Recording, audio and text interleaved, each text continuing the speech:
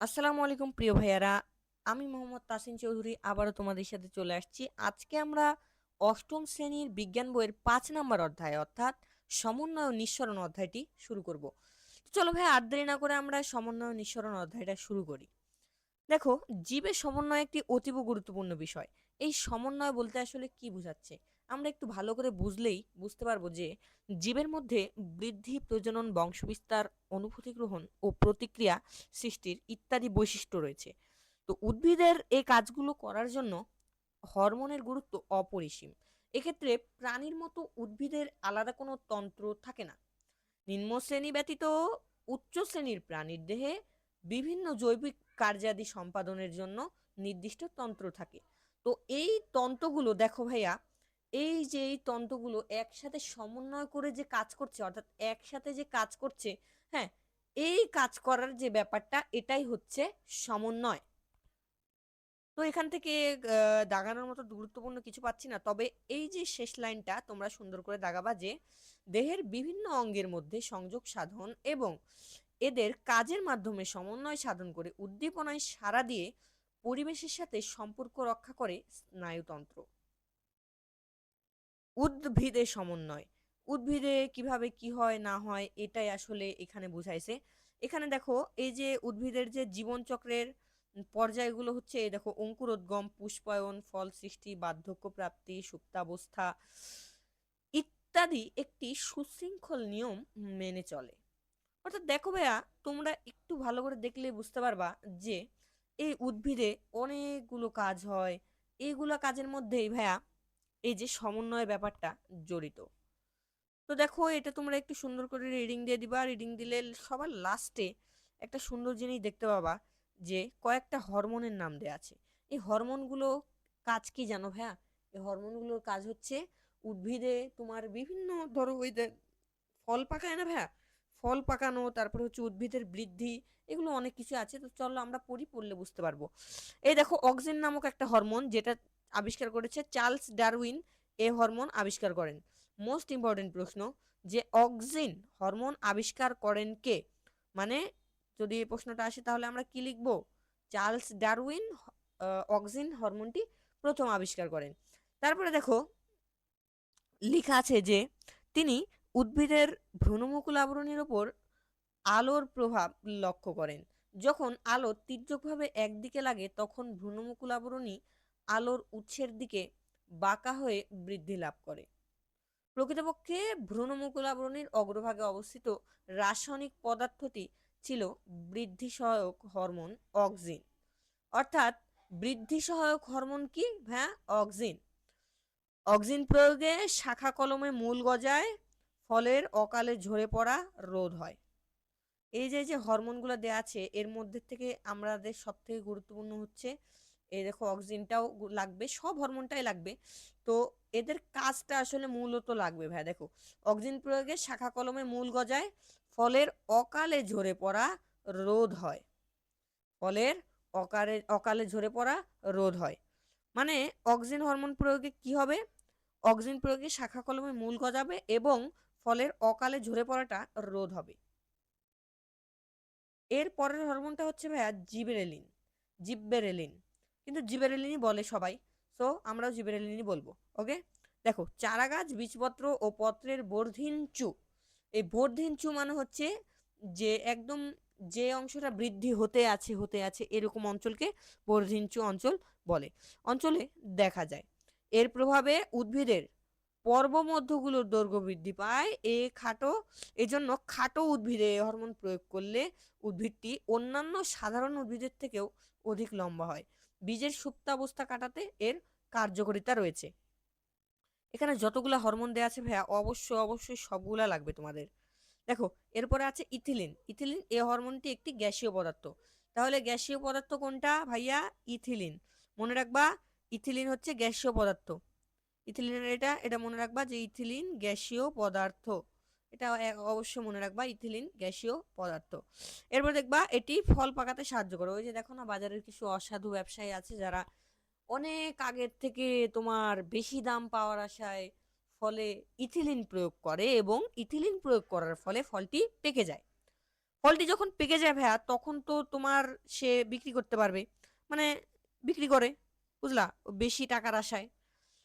দেখো এ হরমোন ফল, ফুল, বীজ, পাতা ও মূলেও দেখা যায়। ইথিলিন বীজ ও মুকুলের সুপ্তাবস্থা ভঙ্গ করে, চারা গাছের কাণ্ডের বৃদ্ধি ঘটিয়ে চারা গাছকে লম্বা হতে সাহায্য করে, ফুল এবং ফল সৃষ্টির সূচনা করে এবং ইথিলিন পাতা, ফুল এবং ফলের ঝরে পড়া ত্বরান্বিত করে। ইথিলিনটাও অনেক গুরুত্বপূর্ণ, সবগুলাই গুরুত্বপূর্ণ, তাও এগুলা অবশ্যই পড়বা ভাইয়া। নেক্সটে দেখো চলন। এটা চলনের ব্যাপারটা পুরাই আলাদা। চলনটা হচ্ছে তোমার উদ্ভিদের যে চলন, এই টপিকটা দেখো, এই যে পড়লে বুঝতে পারবা যে উদ্ভিদও অন্যান্য জীবের মতো অনুভূতি ও ক্ষমতা সম্পন্ন। এজন্য অভ্যন্তরীণ বা বহির উদ্দীপক উদ্ভিদ দেহের যে উদ্দীপনা সৃষ্টি করে, তার ফলে উদ্ভিদের চলন ও বৃদ্ধি সংঘটিত হয়। এসব চলনকে ট্রপিক চলন বলা হয়। ঠিক আছে? এরপরে দেখো আলোর প্রতি উদ্ভিদের সাড়া প্রদান দেওয়ার পরীক্ষা। এই যে এই পরীক্ষাটা তোমরা একটু জাস্ট নর্মালি দেখে নিবা, তাহলে হবে।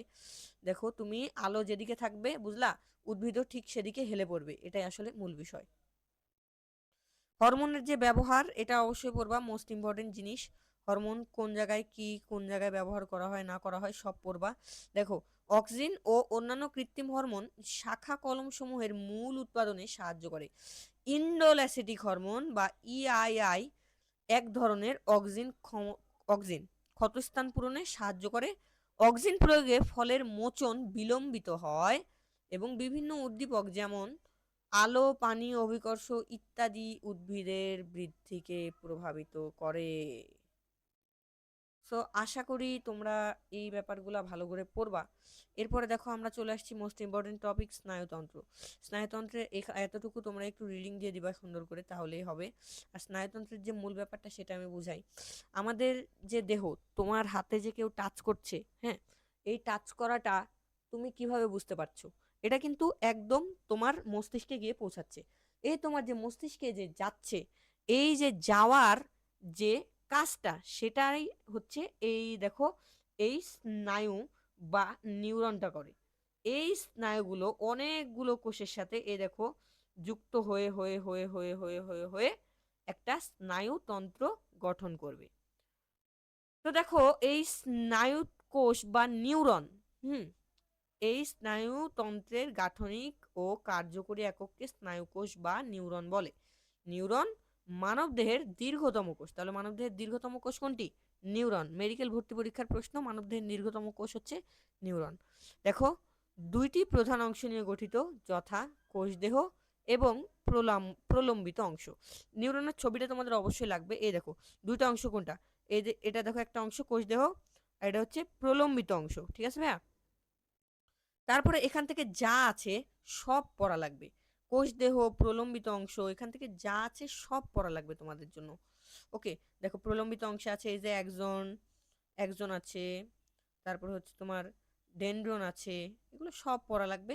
তো এই নিউরনের থেকে তোমার প্রত্যেকটা পরীক্ষায় আমি তোমাকে 100% লিখে দিতে পারবো যে একটা প্রশ্ন কনফার্ম, একটা প্রশ্ন ধরো চলে আসছে অলরেডি এই নিউরনের পার্ট থেকে।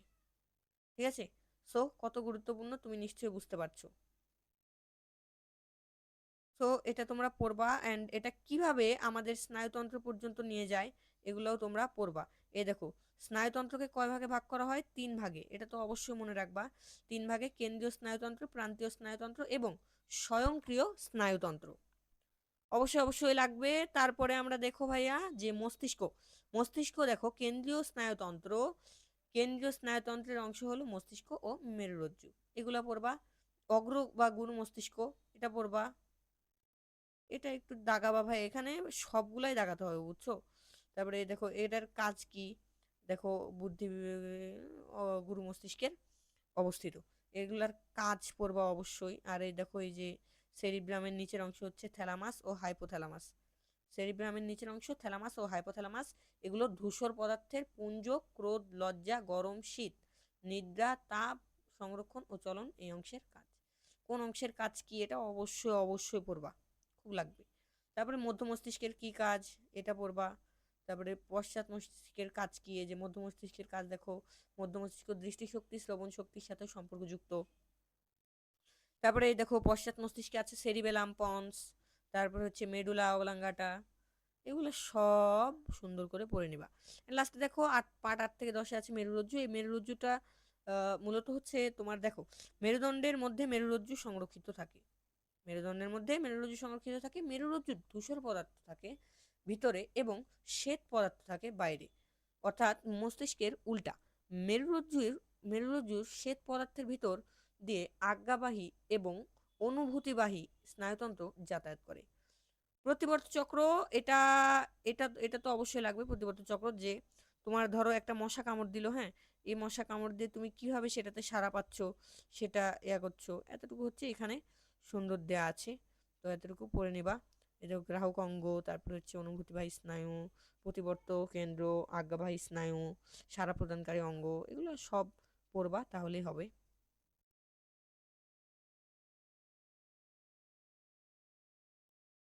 রেচনতন্ত্র, রেচনতন্ত্র কি, এই দেখো আমরা এত কিছু খাওয়া দাওয়া করছি, এত কিছু খাওয়া দাওয়ার পর আমরা লাস্টে কি করছি, সুন্দর করে ফেলে দিচ্ছি ভাই, একটা মল আকারে আমরা ফেলে দিচ্ছি। তো এই ফেলে দেওয়ার যে এই যে আমরা যে অঙ্গ দিয়ে এই কাজটা করছি, এটাই হচ্ছে আমাদের রেচন অঙ্গ ভাইয়া।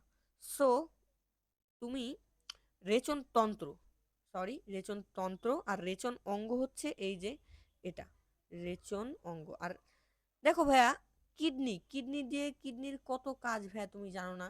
কিডনি অনেক কিছু করে থাকে, তোমরা যখন উপরের ক্লাসে উঠবা তখন আরো বুঝবা। এখন জাস্ট এখানে যা যা বুঝাইছে তাই তাই একটু জাস্ট নর্মালি পড়বা, আর কিভাবে রেচন কি হয় না হয় এটা একটু পড়বা, তাহলেই হবে রিডিং দিয়ে সুন্দর করে। তো এমসিকিউ এর জন্য খুব একটা গুরুত্বপূর্ণ আশেপাশে কিছু দেখছি না। তারপরে এই দেখো ঘর্ম বা ঘাম, এই যে ঘাম দিয়ে কি হয়, এই ঘামের এই টপিকটা পড়বা, এটা থেকে খ নাম্বার প্রশ্নে প্রশ্ন দেয়। আবার মূত্র, মূত্রের এই টপিকটাও পড়ে নিবা তাহলে হবে। সো আজকের ক্লাস ভাই এত দূরেই, সবাই ভালো থাকবা, সুস্থ থাকবা এবং আগামী ক্লাসটা করার জন্য বিশেষভাবে আমন্ত্রণ থাকলো। ধন্যবাদ সবাইকে, আসসালামু আলাইকুম।